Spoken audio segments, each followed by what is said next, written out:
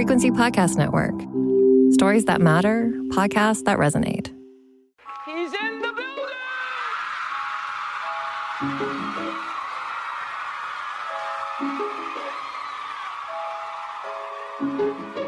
Drink the moment. Drink it. I said empty your mind. Coquettish and coy. Ow. Ow. What? And there's people that are dying. The wickedly talented. More than great. It was historic. Crack is World. Oh, good for you. I have to apologize. One of the hottest. Welcome back to The Reheat, a podcast that re-examines the wildest celebrity news and scandals of yesteryear and asks, how would we react to the same events if they transpired today? I'm Sadaf Hassan. And I'm your co-host, Sarah Sahagian. And this week, it's time for another Hot Off the Press.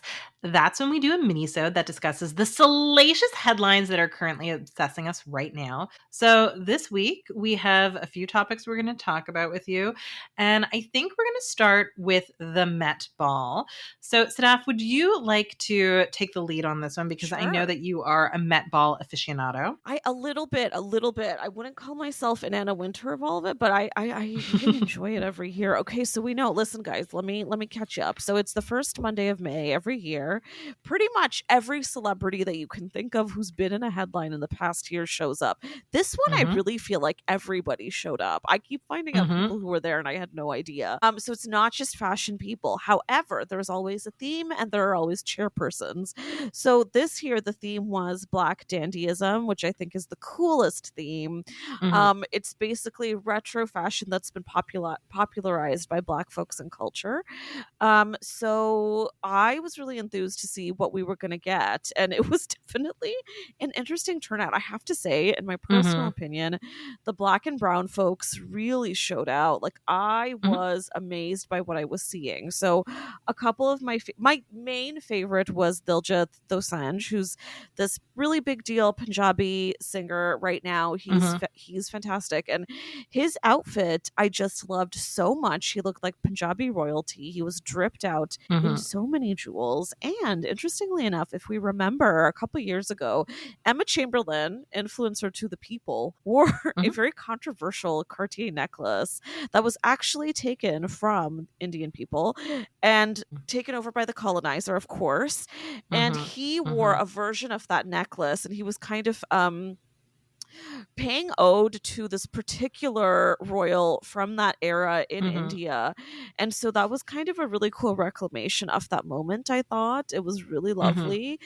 I on the brown side of things, a very big deal celebrity that we have, I shouldn't say we, I'm Pakistani, but I consider him one of ours too. He's a very famous Indian actor. His name is Shah Rukh Khan. He's probably like one of the most famous people in the whole world. Yeah, for sure. So he showed up. I was a little disappointed in his outfit because there was so much excitement beforehand. He just wore black. He wore kind of like, I don't know, I guess like a more elegant tux, but I was really disappointed, especially because he was dressed by Sabyasachi, who's kind of like the biggest Indian designer right now. And I just thought he could have done way better. But here's the reason I bring him up, not just because he's a big deal, but because there was a lot of talk after that Vogue and quite a lot of the Western media who was there pretty much had no clue who they were dealing with, not just when it comes to him, but a lot of the other brown celebrities there, including Diljit. In fact, when Diljit walked in, the Vogue cameras just changed. They flipped over to someone else. And I think that's so heartbreaking because I think he really genuinely had one of, if not the best looks of the night. And the hosts who were there was Tiana Taylor and I believe Ego, I never know how to pronounce her name, from SNL. They didn't even know who they were speaking to. I just feel like you got to do a bit of research. Like, there was a lot of talk of SRK coming. Come on, girls. Yeah, and I think that the thing with the Met Gala is, yes, I don't know if there is always research done. Sometimes the theme doesn't really matter. Sometimes it doesn't really matter, and I guess you don't have to do a lot of research. But this one seemed more rooted in history, so I guess like there's just a little bit more preparation that would make the difference. I mean, for the Met Gala, the looks I'm always most interested in, because I'm Yes. basic, are things that I feel like I could wear a slightly toned down version of. So I'm interested in the fashion that I think is like, I like that. Okay. yeah. So I really thought that Mindy Kaling looked really great. Oh, And yes. I love yeah, that. it was a bit less out there, but it was still, I mean, it was still dramatic. It was still Yes. beautiful. I thought she looked Gorgeous. really great. She's also an undersung fashion She hero. is. She is. She looked fantastic. Yeah. She has really great taste, and always shows up. She always puts together a good outfit, or her stylists do. I'm with you. Yeah, yeah, But that's fine. Everyone has stylists. That's yes, fine. Yes. I thought Rosalia looked really good. I really liked Yes. Rosalia's outfit. I thought Rihanna looked adorable. Oh, she did. You know, yeah. New baby. She's pregnant New again. That's the baby. big news Yeah. there.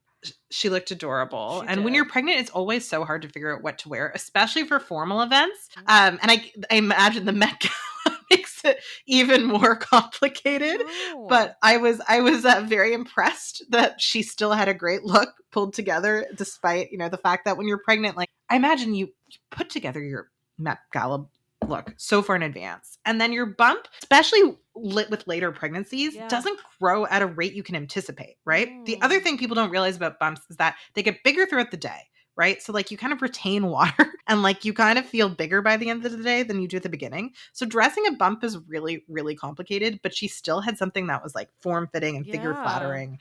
And I was like, good for your team. This was excellent. This is, I mean, so hard to pull off. Like, she looked great.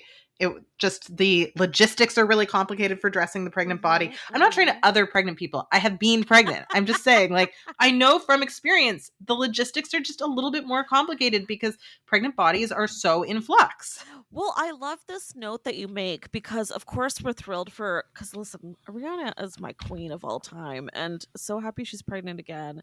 I know she's always wanted a big family, but this is something that I always think about with her because she is such a fashion plate. She's always wearing stuff when she's pregnant where I'm like, how are you comfortable, madame? Like, I mean, mind you, like, she can go easily from like low key to high key. Like, she can make sweats look unreal, but then under the sweats, she'll still be wearing like 6-inch heels. I'm like, how are you doing it? She is one of those women who can wear whatever and somehow still makes it look like she's comfy underneath. So that's really definitely a good point, Sarah. Her outfit was, I also really loved it. However, usually she's my number one. Every Met Gala, she's unreal. I wouldn't say she was my number one this year. But Sarah, who was your favorite? Was it Mindy? Yeah, because I am basic like that. I look for the things where I'm like, I could wear a toned down version of this, right? I mean, I also thought Sabrina Carpenter looked cute and embraced the theme. She looked cute. I also liked that I feel like she wasn't trying to upstage anyone because it wasn't really her night, right? She wasn't hosting it. She's not really, you know, the theme isn't really as relevant to her as it is to a lot of the other guests. Yeah. And so I thought she looked adorable, but also tasteful and allowed other people to really be center stage. So, I mean, I like that about her. I feel like she is somebody who, obviously all celebrities like attention, but I feel like she doesn't always center herself. And I like that about her. I like that about Sabrina. She knows her lane. But I think Mindy and Rihanna were my favorites. Rihanna, I was so impressed with her pregnancy fashion. Having been a pregnant person, I was like, I would not have done that. And I just think Mindy is like almost always my best dressed celebrity at events in terms of, I guess, I just like her style. No, it's just, too. I feel like it is aspirational, but in a sort of accessible way where it's like, well, I could maybe wear a version of that one day. No, and she often posts her closet on Instagram, and I'm so envious. My God. And she's someone who's not afraid of color, so I really love that. But I want to go back to your previous point. I completely agree about Sabrina. I enjoy her a lot, and I loved her look. One thing that I found really fascinating about the Met Gala this year is that, so of course, the theme is centered around something that's very Black culturally. But I feel like the white folks did not even try. Like, it was kind of a lot pitiful. of them did not. They really didn't try. And I was talking about this with some friends of mine, but we were just like, were they afraid that they were going to be written off for appropriation? I think you have to be confident. You have to be bold. Use your stylists, because I think it's actually says more about you if you're so scared you're not even going to make an effort. There's a hilarious, maybe I'll link it in the show notes, but there's there's a hilarious little clip when Tiana and Ego were interviewing Anne Hathaway on the carpet. Anne Hathaway, who I feel like has been doing so great fashion wise lately, all she wore was a skirt and a white top. It was so disappointing, and the two women just give her like this really massive side eye once over. You cannot miss it. And I was like, yeah, come on. Meanwhile, those two look unbelievable. I was also really disappointed in Hailey Baldwin, whose style I love, and she just showed up looking like she does every day. What happened? I know. And to be fair, her everyday clothes are great, but still, like, it's the Met Ball, like, up the ante a little bit. Step exactly. If you're not going to wear something a little bit edgy, like, I mean, I understand some people are more comfortable with really edgy looks. Like, I get it. And like my favorite look of the night was Mindy's, and on the edginess scale, it was definitely not the most boundary pushing. Good. I think, maybe not overall, but I still think it was pretty fantastic. Yeah, I thought it was good. But yeah, if you're not going to wear something a little weird, then just don't go. Like, that's the whole point. And that's why I could never go to this event, because I'm just not. I would just show up in like a black dress, no matter what the theme was. Like, my outfit would be the same every single year. You would pull an SRK. So here's the thing. Yes, I would. You and I would go and we would hire a stylist, because I don't trust myself either. Because here's the thing with the Met Gala that I really love. You're wearing a costume in a sense. So you can be very exaggerated, and a lot of people show up looking really ridiculous, and so many people rarely meet the theme, which is always what I love watching. Like, I like to see how people nail the theme, and so many never do. So it's okay to fuck up, in my opinion. What I want to see is you actually giving it a go. Hailey is the one I must say that I'm the most disappointed in. But you know what was another really interesting, I don't know if you saw this, Sarah, but faux pas. So Zendaya, who of course is like one of our biggest fashion icons right now, and biggest stars too, and styled by the most iconic stylist right now, La Roche. She showed up in a great look, but I did find it a bit underwhelming for Zendaya. Usually she goes a little more out, but she was wearing a head to toe ivory suit with a hat, and she looked gorgeous. She always does. But here's what's interesting: Anna Sawai, the star of Shogun, who I also love, beautiful, also usually dressed wonderfully, was wearing the exact same look.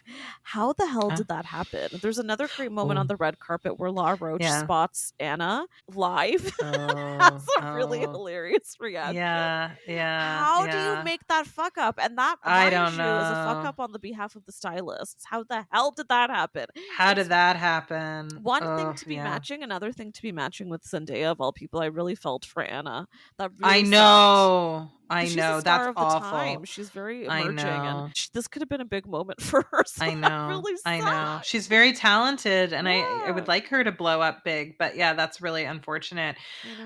You know who else kind of phoned it in? I have to say, Priyanka Chopra. I hated her look. What was that? It was like, it almost like, okay, if I were as beautiful as Priyanka Chopra, I would probably always want to look my most beautiful too. Me too. But it just, at the Met Gala isn't about looking your best. It's about looking your most interesting. And I feel like I just feel like it was just focusing on like, don't I look amazing? I'm like, yeah, but it's supposed to be about interesting creative fashion, not just like a figure flattering dress. She exactly wore a figure flattering dress. It looked like a summer outfit on vacation. She came with her husband, Nick Jonas, who also did not make an effort. I was really sad to see that. I'm surprised from her, actually, because knowing that there were so many Bollywood stars who were going to be there, I thought that she would probably want to come to compete. She's that kind of girl, and I love seeing that. And she did not make an effort. So I don't know what happened there. It was very sad. It was really weird. It was like a summer garden party. It reminded me of the outfit that Audrey Hepburn wears in My Fair Lady, where she has to go to the race track. And I was like, is that the inspiration? Because that doesn't fit the theme. Like, and the theme has been more garden party centric in years past. So I'm like, was that just your dream theme and you never got to go to that particular Met Gala and you're just trying to shoehorn this in? Because, like, I don't know, like, just respect the theme. And there were a lot of people who didn't respect the theme. I mean, Miss Anne Hathaway, as we discussed, did not respect the theme, right? Lots of people didn't. And if you don't want to do the theme, why don't you just say no? Like, just say I'm busy that night. Celebrities are just like us. They can't say no to a star-studded event, but I am so with you. I feel like Priyanka and Haley and all those and Anne, they just went the waspy direction, which is exactly the opposite of the theme. Honestly, overall, I felt like it was a really fun So Met fun. Ball. Like it produced a lot of really great Yes. looks. So sometimes the looks are not that memorable, but I Yes. feel like this year produced some looks that we'll Fantastic be year. returning to when we do retrospectives of this event. Totally a very amazing Met this year. I loved it. And another good sign that when you have a more cultural and diverse theme, good things can happen.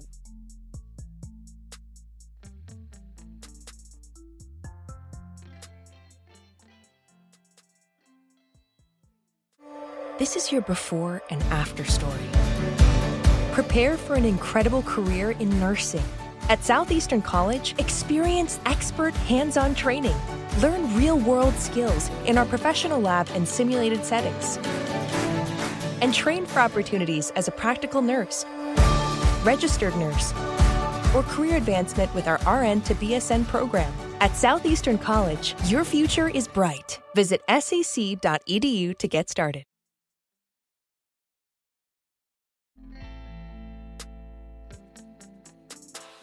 Okay, Sarah, I have a very hot question for you, and I know some listeners are probably curious about your thoughts on this, but it is fresh news for us as we record this. Yesterday, they announced the new pope.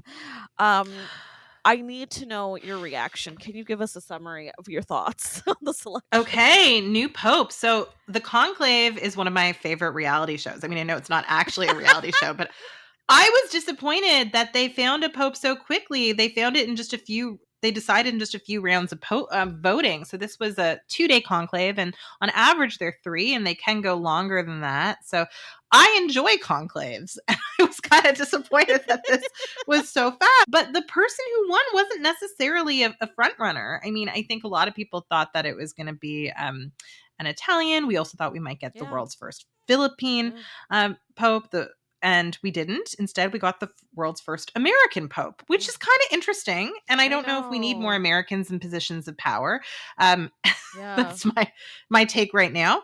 But his birth name is Robert Prevost. So he was born in Chicago. And he's a Catholic cardinal, or he was. Now he's the Pope. Now he's Pope Leo.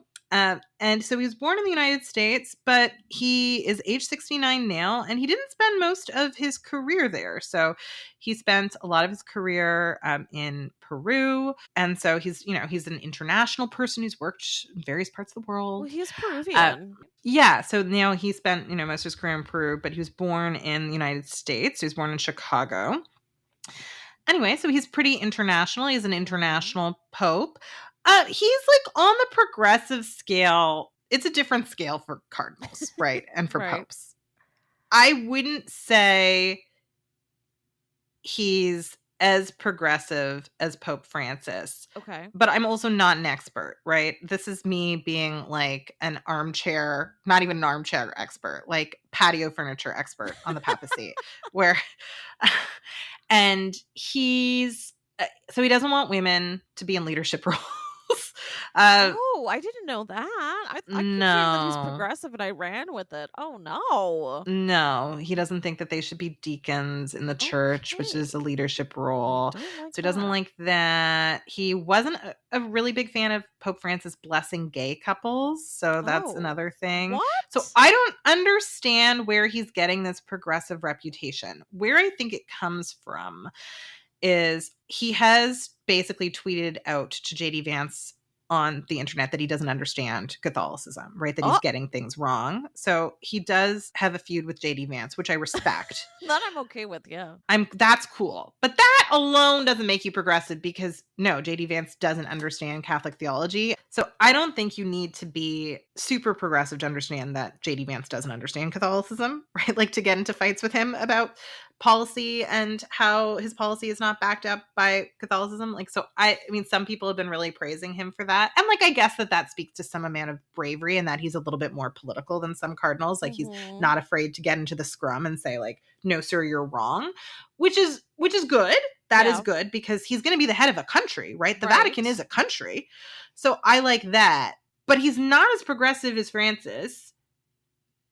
I would say on the progressive scale, he seems to be like a 6 by cardinal standards in my opinion. But again, I mean, I am not a scholar of the Vatican. There are many people who are. So I just want to clarify that. Yeah, we're not the experts here for this by any means. Yeah. So, I mean, I don't know. I'm kind of disappointed the conclave is done. What about you? Oh, you know what's really interesting? So I was out to lunch with a friend yesterday, so we saw the news really quickly, and so I didn't end up spending much time on this, which is interesting though, because from the quick stories that we perused, and we did actually read a couple, all of them just said that this man is very quote unquote progressive. They didn't detail any of it. So it's interesting now that we're having this conversation and you're telling me these horrific specifics about actually how he is not progressive at all. In fact, he's regressive. So, wow, there must be a lot of people who are running with that information that he's actually pretty good on that front, and he's not. Yeah, I mean, it is. Yeah, he's not. And I do want to say this is the second time they've had a Latin American pope. So he does have citizenship in Peru. He has had it since 2015, even though he was born in America. So he's also Peruvian, as you pointed out. And they're very proud of him. Right? Peru's super proud of it. It's nice to have more representation for Latin America where the church is so strong, right? Like there historically was this rule that most popes had to be from Italy, right? And so it's nice to see them branching out and getting more representation. America's also super excited about having an American pope, which is weird because America's, I mean, arguably the most powerful country in the world. Definitely one of the top most powerful countries, and they're so excited about being represented in the papacy. I'm like, guys, you're represented everywhere else. Like, come on. The one place you weren't dominant. Yeah, it's like, I'm so with you on, do we really need another American political leader in any sense? Like, I'm so over it, especially right now. I know some of our listeners are American, so it's no offense to you, but we're a little tired. We're a little tired. No, but I mean, it does seem like because he spent so much of his career in Peru and he was a church leader from Peru that, I mean, at least he's going to have a lot of Peruvian influence, I would imagine. And they're so proud of him. He is a citizen. I don't know if you have to give up your other citizenships, though, when you become the Pope. That's an interesting question. I don't know. Well, you know what I'm curious about is how come his name changes? Why is he? Yeah, you have your Pope name. How did they decide what his name? They choose their own name. They choose their own name. So it's just sort of standard tradition that you change your name. Kind of like in the British monarchy, they often used to change their names, and it was your name as your regent. Queen Elizabeth kind of departed from that tradition. I mean, other people had before her, but she was asked, what do you want your regent name to be when her father died? And it is kind of a weird time to ask someone that because literally their dad has just died. And so you're kind of in shock. And yes, you're the monarch now, but also you're grieving. And she just was like, well, my name. Because this is my name. And so she chose Elizabeth. But Charles also chose to be known as Charles. And I think that now that we live in a world where we have mass communications and you can see what the person looks like and you get to know them with their previous name, it is weird to change your name. So monarchs don't do that really anymore. But no, that's tradition with the Pope. And it kind of works because cardinals aren't really household names. Yeah. Right? So it's not as weird to have them change their names. And this is a big thing, like Stanley Tucci says in Conclave, right? Like every cardinal's thought about what his name would be as Pope, right? Yes, like even if you claim this isn't an ambition you have, we've all thought about it, right? I love that so much. Yeah. So Leo, I mean, he's probably been dreaming of being Pope Leo since he was a little boy. Right? I like Leo. That's a good name. It's the Catholic leadership version of practicing your Oscar speech in the mirror, right? Like, just like, what would my Oscar speech be like? What would I wear to the Oscars, right? It's like, what would my Pope name be? Yes, correct. So, absolutely. Yeah. It'll be interesting. So it'll be interesting to see what kind of Pope he is.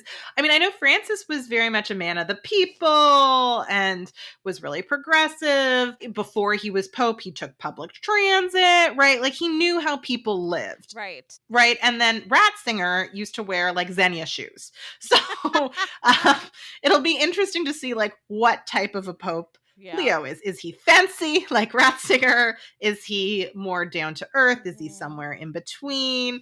Right? I don't know. So this is a new celebrity, and that's funny because overnight you go from being like fairly anonymous, maybe people in your industry, meaning the Catholic Church, know who you are, but like you're not a household name, to being one of the most famous men in the world, going by a completely new name. So it is very interesting. But one point that was made, and probably most of our listeners have seen these memes where it's like, okay, the fact that he can change his name to Leo is everyone accepting overnight a chosen name.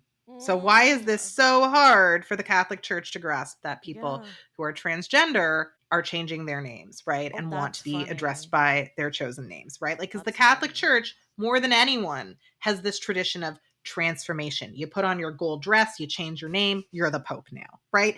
Like because that's what you do. And if it weren't associated with one of the world's most homophobic religions, it would be so campy. And it is kind of still campy. Like, most people are like, the Pope is a campy role. The traditions are campy.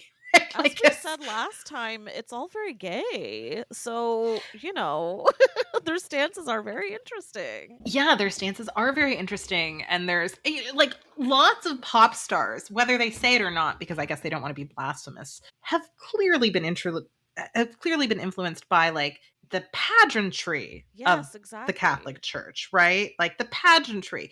I mean, if you asked Liberace who his fashion idols were, I think he might say popes. That's so true. It's so true. Thank you, Sarah, so much for this recap. I found that very entertaining. Okay, well, guys, there you go. Now you know. Like, if you are, when you have Mother's Day this weekend and you're with the family and the subject comes up, now you know you're prepared for that dinner table conversation and how you're going to approach it. Okay, this man is not as progressive as we thought. His name is Leo. He's American. Do we need another American? No, I think not. Exactly. Well, guys, I think that's this week's episode. You've got our Met Gala thoughts and our Pope thoughts. Mm-hmm. We really explored two ends of the spectrum. But all very campy, all very fashionable, I would say. I just want to say a big thank you to all of our listeners. You guys tune in every week. We love you. And if you don't, you can listen to the Reheat for free on the Seeker app. You can also find the show on the Frequency Podcast Network or wherever you get your podcasts. And if you want to hear more from me, you can find me at _Sadaf Hassan on Twitter. Sarah, where can our listeners find you? Listeners can find me on Instagram at Sahikin Sarah. And if you liked this podcast, please rate, review, and subscribe so other listeners can find us too. It really helps. And if you'd like us to keep growing, we would really love for you to support us on Patreon at patreon.com/thereheat. We've got some goods in store for you. So thanks for listening.